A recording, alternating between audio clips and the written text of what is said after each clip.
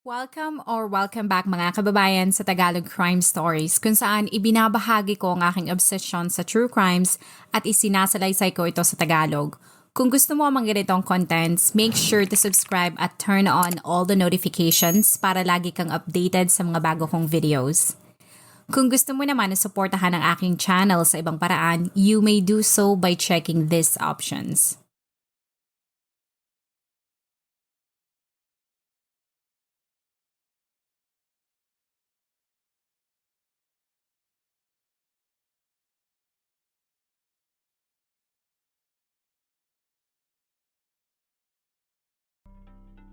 Nang pumasok ang taong 2026, isa si Dayan sa mga taong hopeful o umaasa na maganda ang pasok ng taon para sa kanya. Tulad ng ibang mga Pinoy ay ipinagdiwang nito ang pagpasok ng bagong taon kasama ang kanyang mga mahal sa buhay sa Ilocos Sur. Doon ay napuno ang venue ng tawanan, inuman, kwentuhan at tawanan. Isang araw bago niyan ay sinigurado nito na magkakaroon siya ng alone time kasama ang kanyang ina't ama.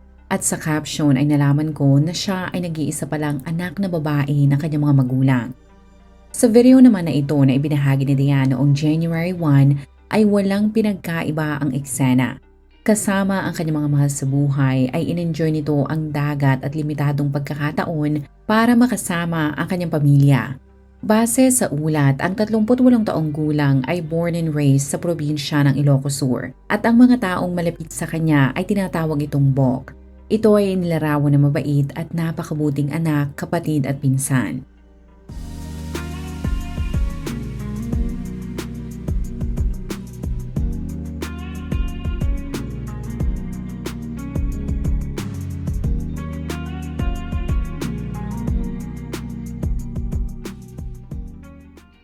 Para sa mga taong nagmamahal dito, si Dayan ay isang inspirasyon sapagkat kahit mabigat ang pinagdadaanan nito, ay nanatili pa rin itong matatag.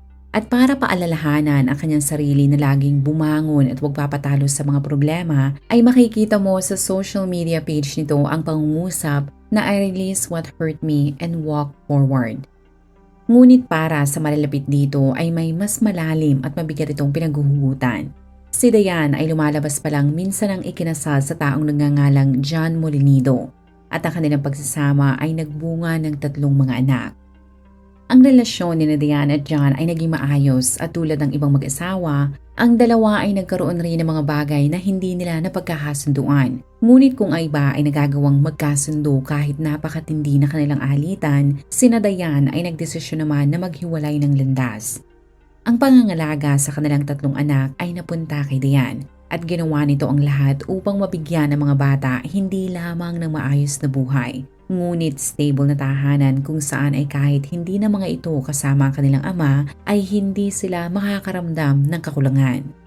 Saksi ang mga taong malalapit dito sa katatagan ni Dayan at naisip nila na ang trabaho nito ang isa sa marahil na rason kung bakit napakatatag nito. Ayon sa report, ang 38 taong gulang na ginang ay miyembro pala ng puwersa ng kapulisan simula July 24, 2009 pa. Ang unang pinaglingkuran nito ay sa Regional Personnel and Records Management Division. Kalaunan, ito ay na-assign sa NCRPO bilang Administrative Police Non-Commissioned Officer. Ang mga tao ay hanga dito sapagkat kahit babae ay nagagampanan niya ng maayos ang kanyang tungkulin, hindi lamang sa trabaho pero pati na rin sa personal nitong buhay. Kung titingnan mo ang social media profile nito, si Dayan ay katulad lamang ng ibang mga Pinoy na mahilig magbahagi ng mga bagay na nangyayari sa kanyang buhay. Kaya laking pagtataka ng kapamilya, kaibigan at katrabaho nito nang hindi nila makontak ang sarhento noong January 16. Ilang beses nila itong kinontak gamit ang iba't ibang cellphone, ngunit hindi ito sumasagot o nagre-reply sa kanilang chat at text. Ang pamilya nito ay hindi gaanong nag-alala sapagkat ito ay hindi na naman menor de edad at sa isip nila ay maaaring ito ay merong pinuntahan o dinaanan. Ngunit naalarma na ang lahat ng ayon sa strange husband nito ay hindi dumalo si Dayan sa DPAR o Daily Personal Accounting Reports sa kanilang police unit. Mabilis kinontak ni John ang pamilyang Gabres at doon ay nalaman niya na mahigit 48 oras na pala itong nawawala. Mabilis itong dumulog sa Bagong Bayan Police Substation 12 sa Taguig sapagkat nalaman din niya na nawawala rin ang 8 taong gulang niyang anak na si Ismael. Ang mga otoridad ay mabilis na kumilos at nagbukas sila ng missing persons report dahil hindi lamang sa lagpas na ng 24 oras ngunit merong minor de edad na nawawala. Ilang mga pulis ang kaagad pumunta sa bahay ni Dayan sa Green Village, Barangay Lower Bigutan at in-interview ng mga ito ang pamilya at ilang kapitbahay na mag-ina. At ang unang clue na sinabi ng mga ito ay nakita nila na ang mag-ina ay umalis na kanilang bahay para magtungo sa Novaliches. Habang humuusad ang investigasyon, ang kapamilya at mga kaibigan ni Dayan ay ginamit ang social media para humingi ng tulong upang agarang makita ang mag-ina. Bagamat ang ilan ay nawawalan na ng pag-asa, ang kapamilya naman ni Dayan ay walang sawa sa pagdadasal na sana ay matagpuan na ang mga itong buhay. Pero pagkalipas ng 1 linggo simula nang maiulat ang mga itong nawawala, ang mga otoridad ay malungkot na ibinalita na natagpuan na nila si Dayan. Sa interview kay PNP Chief Police General Jose Melencio Nartates Jr. ay sinabi nito na matindi niyang kinokondena ang ginawa kay Dayan at hindi sila titigil hanggang managot ang sangkot sa krimen. Na nangangahulugan lamang na kahit nakita na si Dayan ay positibo nitong kinumpirma na patay na ang sarhento. Ang PNP ay kaagad nag-alok ng financial assistance, security protection at pati na rin counseling sa pamilyang Gabres. Sa ulat ay nalaman ng publiko na ang bangkay ni Dayan ay natagpuan pala sa Pulilan Baliwag Bypass Road, Barangay Dulong sa Malabon noong January 24, 5 araw pagkatapos mag-file ng missing persons report ng strange husband nito. Ang SOCO ay mabilis na kinontak sapagkat klaro na ito ay biktima ng isang krimen. Base sa pahayag ng mga pulis na unang nakakita sa bangkay, ang wala ng buhay na katawan ni Dayan ay nangangamoy na. Ito ay binalot ng tela at itim na plastic bag at ito ay tinapon na parang isang patay na hayop sa parting ito. Sa paunang resulta ng autopsy report ay ipinaliwanag ng medical examiner na ang sanhi ng pagkamatay ng biktima ay isang tama ng baril sa taas ng kaliwang tenga nito na lumabas sa collarbone ni Dayan. Pero ang mas nakakapanlumo ay nang makumpirma na ang anak nitong si Ismael ay wala sa lugar at nawawala pa rin. Dahil sa may minor de edad na involved, ang PNP ay mabilis na bubuo ng Special Investigation Task Group. Ang pagpatay kay Dayan at pagkawala ng anak nito ay mabilis na kumalat sa social media at ang hashtag Justice for Dayan ay nag-trending. Nanawagan rin ang kapamilya, tatay at lola ng bata na kung maaari ay sana'y ibalik na sa kanila ang bata. Sa mga sumunod na araw ay malungkot na inayos ng pamilyang Gabres ang burol ni Dayan. Ngunit hindi pa nga sila nakaka-recover sa nangyari dito ay nanlumo naman sila nang maharating sa kanila ang masamang balita na ang anak nitong si Ismael ay natagpuang patay na, 4 na araw pagkatapos madiskubre ang bangkay ni Dayan. Ayon sa ulat, ang bangkay nito ay nakita ng magdadamo o magagapas sa isang kalamansi farm sa Barangay Maluwid, Victoria, Tarlac. Sa interview ay di umano'y hindi nito kaagad napansin ang bangkay dahil balot na balot ito ng plastic. Saka lamang niya ito nadiskubre nang makalapit siya sa parte kung saan ito itinapon. Opo. Yan pong parang may ano na yan, may dyan siya nakahiga. Ito. Oh. Kumakatas-katas na. Pahaba daw na nakabalot ng plastic. Kasi balot na balot po siya talagang plastic. Unless na malapitan mo, doon mo lang suro may maamoy ka lang konti. Sa footage na ito ay makikita mo ang pagdating ng ama at ilang kaanak ng bata sa punerarya sa Tarlac City. Walang media ang pinayagan na makapasok sa loob, ngunit hindi mo na kailangan pang pumasok sapagkat sa malakas na sigawan at iyakan ay malalaman mo na ang bangkay na nakita sa kalamansian ay sa 8 taong gulang na si Ismael o Maeng para sa kanyang pamilya. Nang matapos ang autopsy sa labi ng bata ay nalaman ng publiko na ito ay namatay dahil sa pananakal. Ang nangyari ay talagang gumulat sa lahat at ang mga tao ay nagkasundo na kung sino man ang gumawa ng karumal-dumal na krimen na yun ay talagang isang demonyo sapagkat idinamay pa talaga nito ang walang kamuwang-muwang na si Ismael. Justisya lang sir, justisya. Sana mapadali yung ano. Bait yung anak ko, apo ko. Nangyari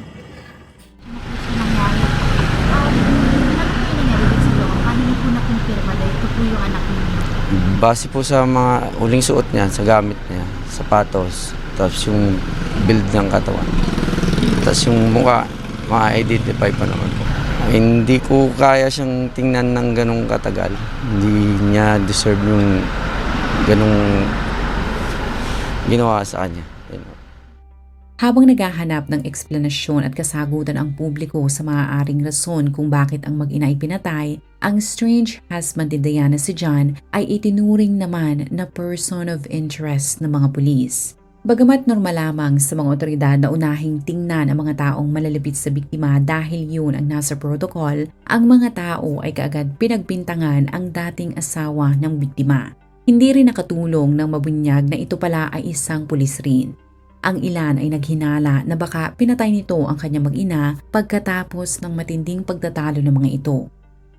Ngunit ayon naman kay John, kahit itinuturing siyang POI o person of interest ay naiintindihan niya ang proseso at kalmado nitong sinabi na nakikipagtulungan siya sa mga investigador.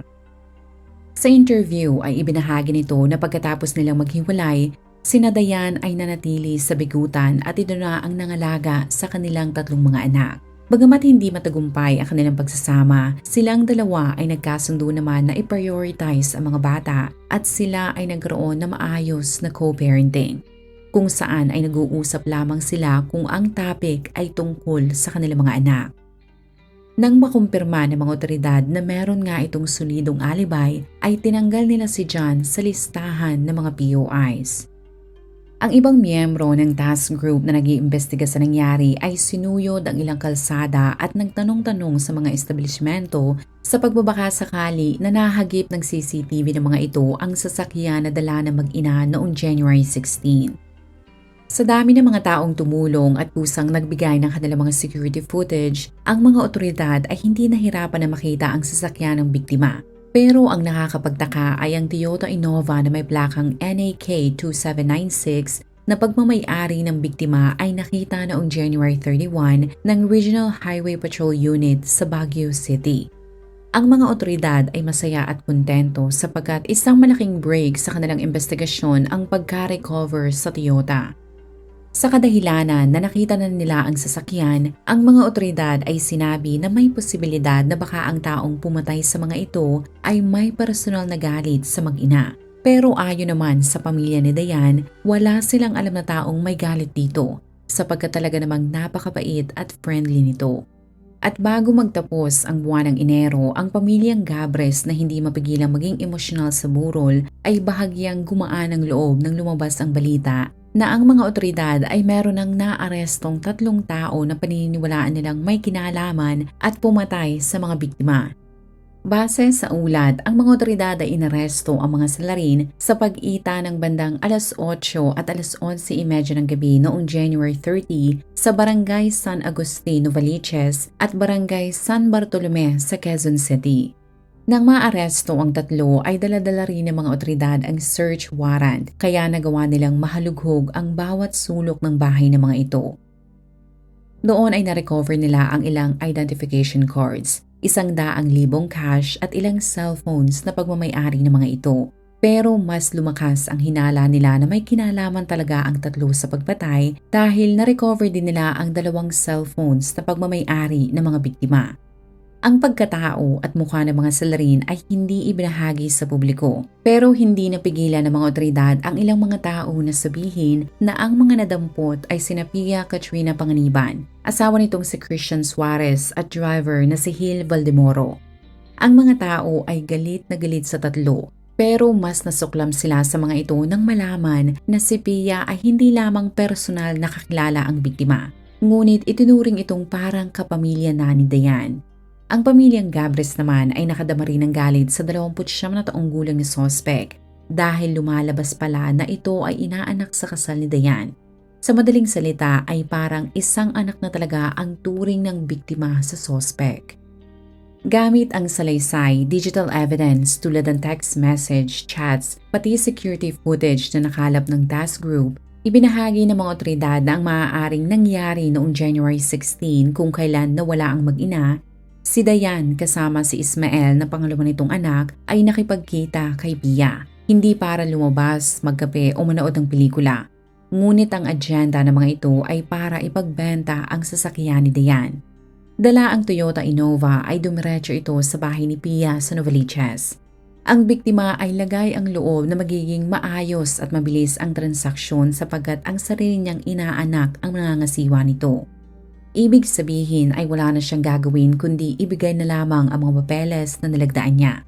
Dalhin ang sasakyan at kunin ang pera pagkatapos ng bentahan. Ngunit ayon sa mga otoridad, maaaring sa bahay ni Pia sa Novaliches pinatay ang mag-ina. Dahil nang siyasatin ng soko at gamitan ito ng kemikal na luminol ay merong dugo na nakita. Bagamat pending pa ang DNA test para masabi na dugo nga ng mga biktima ang nakita doon, naniniwala sila na wala ng ibang tao ang kayang pumatay kina Dayan sapagkat bukod sa dugo na nakita sa bahay, ang digital evidence pati mga kapamilya ng mga biktima ay itinuturo na ang huling kasama ng dalawa bago sila mamatay ay si Pia. Nabanggit rin ng mga otoridad na 4 na araw pagkatapos may ulat na nawawala si Dayan, si Pia ay kusang pumunta sa police station kasama ang kanyang abogado para sabihin na wala siyang alam sa kinaroroonan ng kanyang ninang. Ibinahagi nito na pagkatapos nilang maipagbenta ang sasakyan sa taong nagngangalang Romeo Carolino ay naghiwalay na sila ng landas ni Dayan. Pero sabi niya sa akin, wala na. Paano wala na? Wala na. Meron ba kayong conversation ng ninong mo? Hindi wala ko sinasabi ko, pwede tayo magpakamit sa MTC. Pinadinig ko lahat ng alam niya. O, nasaan? Nasaan? Hindi ko sa cellphone ko, pinadinig ko yung Pwede mariretrieve yan. Marirecord namin yan. Messenger ba? Messenger? phone number. Paano? Kaya. Kaya ko yung MTC. Tulungan niyo po. Password ng asawa mo? Hindi ko alam siya. Paano niya pinatay si Ninang? Pinaluhod niya po si Ninang. Saan? Nagpapakaawa si Ninang sa kanya. Saan pinatay si Nina? Sa idol po. Saan idol? Sa idol. Sinasabi niya. Pumunta ka, hindi mo alam? Hindi ko pumunta. Oh, Hindi ko pumunta. paano mo alam na pinanood? Pinanood po siya. Nag-video call niya po siya. Video call niya. Hindi ko pa po sinasabi. Pinanood niya si Ninang. Sabi niya, napakawala mo kwenta, napakasakit mo sa pera. Lahat ng ari-arian mo sa amin na mapupunta. Oras na mawala ka. Narinig ko yung bata, nag-iiyak. Sabi ko na ako yung bata, huwag mo gagalawin. Anak mo yan. Anak mo yan. Kwento mo yan. Kwento mo yan. Pero kahit ano pang sabihin nito ay mas naniniwala ang mga otoridad sa mga ebidensyang kanilang nakalap. Para sa kanila ay kalkulado at planado talaga ang krimen at hindi magtatagumpay si Pia kung hindi siya tinulungan ng kanyang asawang si Suarez na dati palang isang police officer. Sa tulong ng kanyang mister at driver na sa Valdemoro ay hindi sila nahirapan na idispatcha ang labi ng mag-ina. Naniniwala ang mga otoridad na ang motibo sa pagpatay ay dahil sa pera. Nang patay na si Dayan, ang mga salarin ang mismong kumontak sa buy and sell agent. Dinala nila ang sasakyan at pangpapeles. Nang kontento na ang buyer ay inaabot nito ang halos ₱250,000 bayad na masaya namang kinuha ni Pia.